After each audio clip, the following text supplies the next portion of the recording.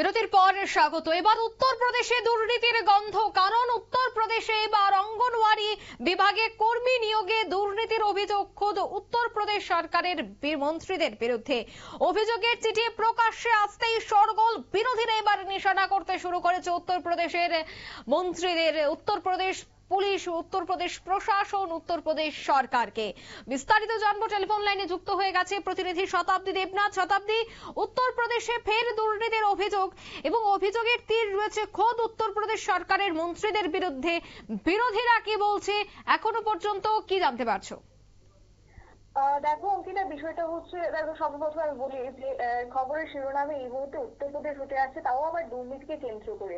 যে অভিযোগ আমরা পেয়েছি যে অঙ্গনওয়াড়ি বিভাগে তোমার ব্যাপক দুর্নীতি হয়েছে, বিভাগে কখনো কর্মী নিয়োগে, কখনো বা তোমার যারা অঙ্গনওয়াড়ি কচি কাচারা পড়তে আসে তাদের ক্ষেত্রে তাদের খাওয়া দাওয়ার ব্যাপারে বিভিন্ন ক্ষেত্রে দুর্নীতির অভিযোগ উঠে আসছে, এবং সেখানে দপ্তরে কর্মী নিয়োগে সেই বড়সড় দুর্নীতির অভিযোগ তুলেছেন অঙ্গনওয়াড়ি বিভাগের শীর্ষ আধিকারিককে পর্যন্ত চিঠি লিখেছেন সেই রাজ্যেরই প্রতিমন্ত্রী প্রতিভা শুক্লা। এবং এই চিঠি প্রকাশ্যে আসতে কিন্তু নড়ে চড়ে বসেছে প্রশাসন, এক প্রকার শোরগোল সৃষ্টি হয়েছে।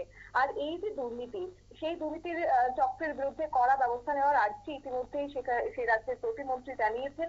এবং এই নিয়োগ দুর্নীতি তো বটেই, অঙ্গনওয়াড়ি বা তোমার আইসিডিএস এ শিশুদের যে খাবারের মান, সেই মান নিয়েও কিন্তু তোমার ব্যাপক ধরনের অভিযোগ উঠেছে। তবে এই অভিযোগ কিন্তু আজকের নয়, দীর্ঘদিনের। এবং কখনো কখনো দেখা গেছে তাদের খাবার ঠিকঠাক ভাবে থাকছে না, এবং সেই সঙ্গে কখনো কখনো তাদেরকে যে খাবার দেওয়া হচ্ছে, যে খিচুড়ি রান্নার চাল, সেই রান্নার চালও তোমার কখনো পোকামাকড়, এইসব বিষয় কিন্তু উঠে আসছে একেবারেই।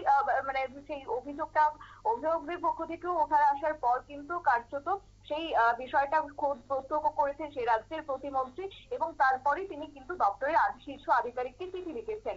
বারবার বিতর্কের শিরোনামে যেন উঠে আসছে এবার উত্তরপ্রদেশ। রাজ্যের বহু জেলাতে এখনো পর্যন্ত 52,000-এর বেশি অঙ্গনওয়াড়ি পদ কিন্তু খালি পড়ে রয়েছে, এবং সেখানে কি হচ্ছে, এই যে শূন্য পদগুলি সেখানে সঠিকভাবে তারা নিয়োগ করছে না, উল্টোটি দেখা যাচ্ছে যে তারা টাকার বিনিময়ে পদ পেয়ে যাচ্ছে। আর এই অভিযোগটা কার্যত জানতে পেরে রীতিমতো তোমার নড়ে বসেছে প্রশাসন, এবং গত বছর থেকে এই পদে তোমার সরকার নিয়োগ প্রক্রিয়া শুরু করলেও বহু জেলায় কিন্তু নিয়োগে অনিয়ম এবং তোমার হাইকোর্টে মামলার কারণে নিয়োগ প্রক্রিয়া বাধার মুখে পড়তে হয়েছে খোদ সরকারকে। যদিও সেই পরিস্থিতি স্বাভাবিকে উচ্চ পর্যায়ের আধিকারিকদের নেতৃত্বে বিশেষ কমিটি গঠন করা হয়েছে, কখনো কখনো যোগী সরকার উদ্যোগ গ্রহণ করেছে, কিন্তু কি হয়েছে, আখেরে তো সবটাই শূন্য। কেননা এরই মাঝে ব্যাপকভাবে এই যে দুর্নীতি আরো একবার চোখে আঙুল দিয়ে দেখিয়ে দিয়েছে।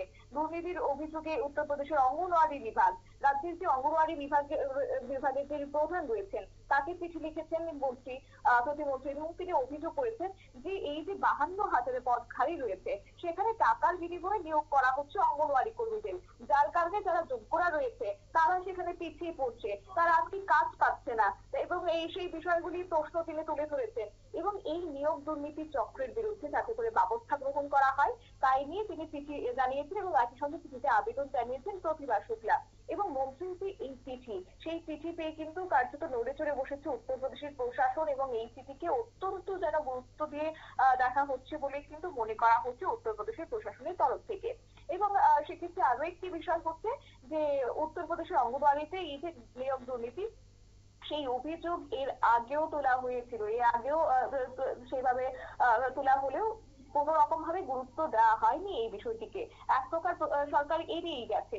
এবং এর আগে উত্তরপ্রদেশের বিধানসভায় এই বিভাগে কর্মী নিয়োগের দুর্নীতির অভিযোগ তুলেছিলেন তোমার উনচাহারের বিজেপি বিধায়ক, খোদ সেই রাজ্যের শাসক দলের বিধায়করাই কিন্তু অভিযোগ তুলেছিলেন। তারই মধ্যে অন্যতম ছিল মনোজ পান্ডে, তিনি হচ্ছেন উনচাহারের বিজেপি বিধায়কদের মধ্যে অন্যতম, এবং এমনকি বিধানসভাতেও কিন্তু সেই ইস্যুতে আলোচনা তোলা হয়েছিল, কিন্তু সেভাবে সেই সভাটাতে গুরুত্ব দেওয়া হয়নি। তাই আজকে শীর্ষ আধিকারিককে চিঠি পাঠিয়েছেন। তবে এখন দেখার বিষয়, এই যে অভিযোগগুলি একের পর এক উঠতে শুরু করেছে উত্তরপ্রদেশে, তারপর কি সরকার ব্যবস্থা গ্রহণ করে, সেখানে কি আদৌ উদ্যোগ গ্রহণ করে নাকি সেই একই তিমিরে থেকে যায়, সেটা অবশ্য লক্ষণীয় বিষয়। কেননা এই যে তোমার একদিকে খাদ্যের গুণগত মান নিয়ে প্রশ্ন উঠবে, সেটা কিন্তু আগামী দিনে কোথায় এফেক্ট করবে না, সেক্ষেত্রে যারা শিশুরা রয়েছে, যারা পড়াশোনা করতে যাচ্ছে সেই তোমার অঙ্গনওয়াড়ি সেন্টারে, তাহলে তাদের ক্ষেত্রে একটা তাদের জীবন ঝুঁকির মুখে, তাদের পড়াশোনা লাটে উঠছে। যদি পদ খালি থাকে,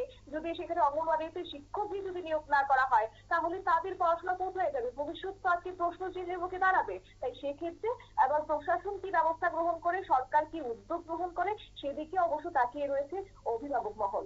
অঙ্কিতা। ধন্যবাদ শতাব্দী। অর্থাৎ অঙ্গনওয়াড়ি বিভাগে যে কর্মী নিয়োগ, সেই কর্মী নিয়োগে বড়সড় দুর্নীতি হয়েছে, আর বড়সড় দুর্নীতিতেই কিন্তু এবার অভিযোগের তীর রয়েছে উত্তরপ্রদেশের মন্ত্রীদের দিকে। এবার দেখার বিষয় তদন্তে কি বেরিয়ে আসে। যদি কোনো মন্ত্রী জড়িয়ে থাকে তবে কিন্তু এই বিষয়গুলিকে নিশানা করবে এবার বিরোধীরা। অন্যদিকে আইন কি কাজ করে, আইনি কি পদক্ষেপ গ্রহণ করা হবে তাদের বিরুদ্ধে, সেটাও দেখার। নিয়ে নিচ্ছে এই মুহূর্তে ছোট্ট একটি বিজ্ঞাপন বিরতি।